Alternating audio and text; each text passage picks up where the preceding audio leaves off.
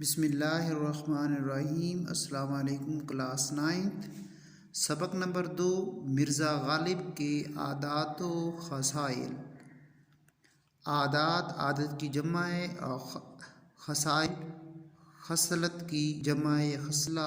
عادات و خصائل یعنی ان کی عادتیں اور ان کی خصلتیں جو ان کا یعنی زندگی کا رہن سہن کے بارے میں بات ہو رہی ہے۔ مرزا غالب کے عادات و خصائل ان کی زندگی کیسی تھی اور ان کا سوسائٹی جو ریلیشن شپ تھا وہ اپنے دوستوں اور معاشرے کے لوگوں تمام معاشرے کے ساتھ کیسا تھا۔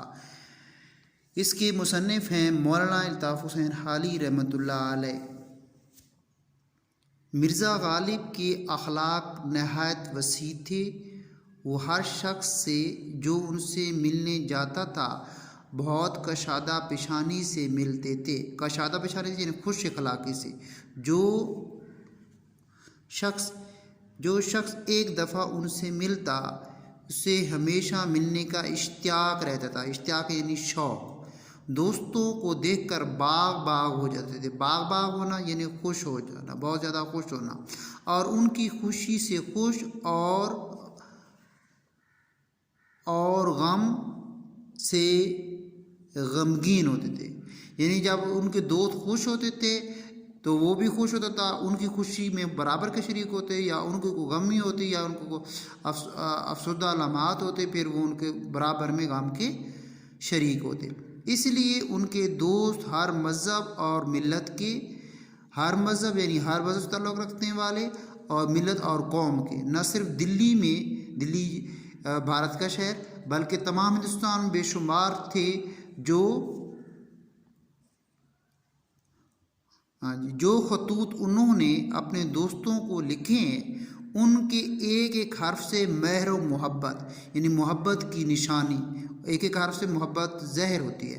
غمخواری و یگانت ٹپکی پڑتی ہے۔ غمخواری غمخوار، غم کے ساتھ غم نبھانے والا، یگانت ایک کا اتحاد یعنی غمخواری یگانت مطلب یہ ہے کہ غم کی صورت میں ایک ہونا، ٹپکی پڑتی ہے نظر آتی ہے۔ ہر ایک خط کا جواب لکھنا اپنے ذمے فرض عین سمجھتے تھے، یعنی ایک مکمل اس کو اچھی طرح نبھانا، اس کو فرض عین کہتے ہیں، ذمہ داری کے ساتھ نبھانا۔ ان کا بہت سا وقت دوستوں کو جواب لکھنے میں صرف ہوتا تھا، یعنی خرچ ہوتا تھا، اس پہ ٹائم لگتا تھا۔ بیماری اور تکلیف کی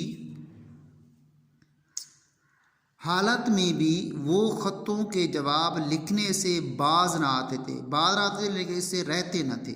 بیماری اور تکلیف کے بعد بیماری بھی ہوتی تھی، تکلیف بھی ہوتی تھی، لیکن پھر بھی آپ اس سے باز نہ آتے۔ وہ جس طرح بھی ہوتا آپ خطوں کا جواب لازمی لکھتے تھے۔ وہ دوستوں کی فرمائشوں سے کبھی تنگ دل نہ ہوتے تھے، یعنی کہ ان سے وہ تنگ دل نہیں ہوتے، ان کا جو ہے نا وہ ان نے کبھی بورنگ محسوس نہیں کی، کبھی اکتاہٹ نہیں محسوس کی، نہ ان سے اکتاہا کہ میں آپ کے جو ہے نا ان کی یہ فرمائش پوری نہیں کر سکتا، اس کا یہ میں نہیں ہوتا ہے۔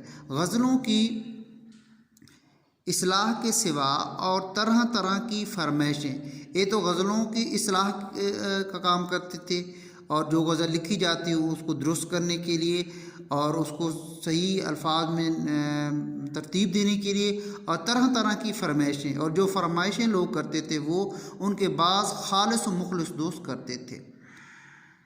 اب خالص و مخلص بہت زیادہ ان کے ساتھ گہرے دوست وہ مراد ہیں، اور ان کی تکمیل کرتے تھے۔ لوگ ان کو اکثر بے رنگ خط بھیجتے تھے۔ بے رنگ خط ایسا ہوتا ہے جس میں ریسیور کو، خط وصول کرنے والے کو ٹکٹ کے پیسے دینے پڑتے تھے، مگر ان کو کبھی ناگوار نہ گزرتا تھا، یعنی ان کو کبھی یہ ناگوار نہیں، ناگوار یعنی برداشت نہ ہونا، مطلب یہ ہے کہ ان کو یہ کبھی یہ صورت نہیں ہوتی تھی کہ وہ یہ چیز برداشت نہیں کر سکتے تھے، بلکہ برداشت کرتے تھے۔ اگر کوئی شخص لفافے میں ٹکٹ رکھ کر بھیج دیتا تو سخت شکایت کرتے تھے، یعنی ایک تو آپ نے بے رنگ خط بھیجا ہے، دوسرا آپ ٹکٹ اس لیے رکھیں کہ ٹکٹ آپ لگا دیں، تو پھر آپ شکایت کرتے تھے کہ آپ مجھے دوست ہونے کا ثبوت نہیں دے رہے۔ مروت اور لحاظ مرزا کی طبیعت میں بدرجہ غائب تھا، یعنی کہ بدرجہ غائب تھا، بہت زیادہ درجہ تک उनकी तबीयत में ये चीज़ पाई जाती थी। बावजूद है कि इसके बावजूद आखिर उम्र में वो अशार की इस्लाह देने से बहुत घबराने लगे, यानी कि जब आप बुढ़ापे में गए तो अशार की जो दुरुस्तगी थी उससे आप थोड़ा घबराने लग गए, यानी पीछे हटने लग गए कि आपने ये नहीं समझा कि अब मैं इसके लिए तजवीज़ मेरी सूटेबल है वो भी या नहीं होगी, तो आप थोड़ा इस फिर से थोड़ा अशार की इस्लाह करने के लिए उससे पीछे हट गए।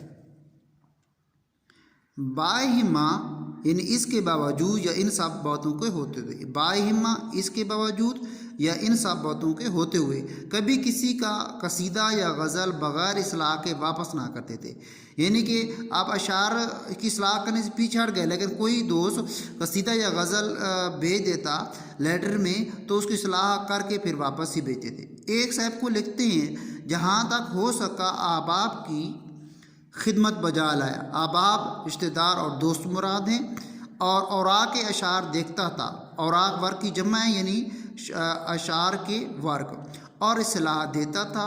अब ना आँख से अच्छी तरह सूझे और ना हाथ से अच्छी तरह लिखे जाए, यानी आप बुढ़ापे में पहुंच गए थे, ना अच्छी तरह आँखों से देखा जाता था ना हाथ से लिखा जाता था। ये 2 पैराग्राफ हो गए मैनी के साथ। पहले स्टेप में आप इसको गौर से सुनिए और मैनी भी आप साथ नोट करते जाए। ओके, अल्लाह हाफिज़।